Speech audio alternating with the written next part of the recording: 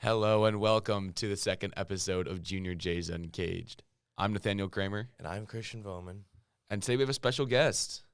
Mr. Justice, welcome. Thank you. Thanks for having me on. So, I'm sure many in the prep community know, you guys have just won state once again. What's next for you guys? Looking into the off season, looking into next year. What are your? I know it's fairly recent, but do you have some goals in mind for next year off season? Obviously we want to kind of improve from where we're at. We had a lot of guys at state qualify for kind of the next meet, like the next big club meet they'll swim. So those guys are going to get ready for that. Sure. And then just kind of all of our guys do a really good job of training in the off season, like for club.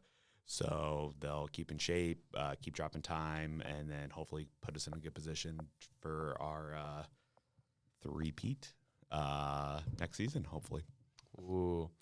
I know it's a little late, but how did you feel going into state? Were you guys confident or? I would say I was excited. I was not necessarily as nervous as I've been in the past. We had a very strong team, lots of depth, which made it exciting to kind of see what they would do and how they would improve.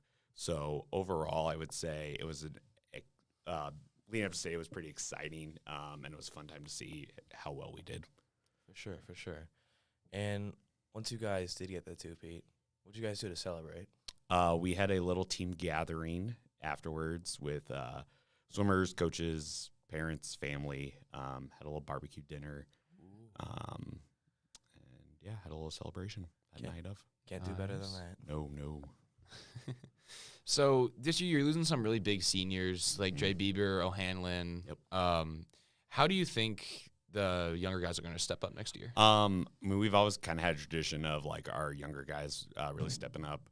Our juniors did very well at state meet, so that was a good sign. I think we'll be returning I want to say there was 13 that scored points at state. I think of those 13, 9 are coming back. So we do have a lot of returners with state experience. So we should be in good shape. Obviously, we want to continue on that and build off of that. There were some guys that were close to making state, freshmen and sophomores, that didn't quite make it this year. So ideally, we'll put them in a good position to improve and perform well at the state meet next year. Yeah, for sure. Nice. So, how many, I guess this is kind of going off state/metros, but how many times you see you guys get gold medals? How frequent were the gold medal winners? Oh, they were metros. We had several gold medals. State, all our relays did. So three relays, we won gold in all three. Dre won the 200 IM. Ryan Menlick won the 100 free. Evan Niemeyer won the 100 fly. So 6 gold. So 6 of the 12 events. So It's a lot. did pretty good. A little bit building off that. Was watching the swimming tournament on the TV, and I saw whenever you guys get a gold, Mr. Beck goes up and gives the medals. Mhm. Do you ever get to do that? Not for state. Yeah, it's usually Oh, the head coach that gets to. So I did have some opportunities at metros too, but he has definitely puts more work in and more time, so he gets that honor as he should. That's fair. And who's developed the most from last year as a swimmer? That's a really hard question. There's a lot of people who I feel like would be in the running. Cam Newton, who's a junior, had a really good end of the season. He's very happy with where he finished. He'd be in the conversation. Bryce Evans, who's a sophomore, he really did. Mason Kohler, who is a sophomore as well, did.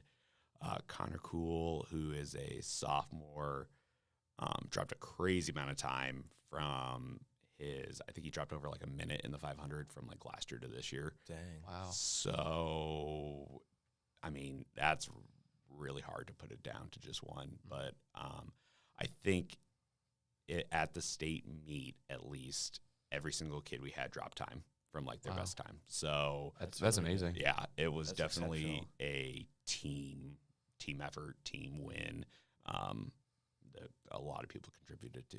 So That's really cool. And then any underclassmen that we should be looking out for next year? Oliver Wong, he's currently a freshman.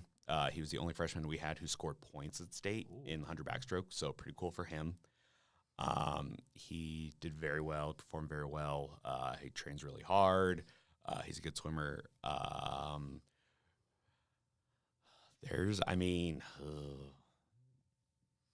He would be the top one, I would say, to keep an eye out. But there's always guys who kind of surprise us and just kind of like, just with guys training harder, more experience that will just kind of pop off and score in state and be a star. Oh, yeah. And last, but definitely not the least question here. Could you beat any of the swimmers in your best race?